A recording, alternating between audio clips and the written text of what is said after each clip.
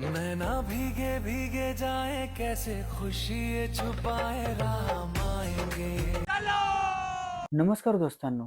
तर आज मी आलोय आमच्या सांगलीमध्ये सुरू झालेल्या राम मंदिरच्या भव्य दिव्य अशा प्रतिकृतीला बघायला. याचा ॲड्रेस आहे कल्पतरू ग्राउंड, नेमिनाथ नगर, विश्रामबाग, सांगली. बाहेरून बघताना जाणवतच नाही की हे ॲक्च्युअल मंदिर नाही आहे. अतिशय रेखीव असे काम आहे. मस्त फुलांनी डेकोरेशन केलेलं आहे आणि लाईटच्या रोषणाईमध्ये पूर्णपणे झगमगून गेलंय. आतमध्ये येण्यासाठी अशी एंट्री आहे आणि जेवढं बाहेरून भव्य दिव्य आहे तेवढंच आतमध्येही ते मोठं आहे. आतमध्ये एंट्री केल्या केल्या राम, लक्ष्मण, सीता आणि हनुमानजींची अशी मूर्ती आहे इथे.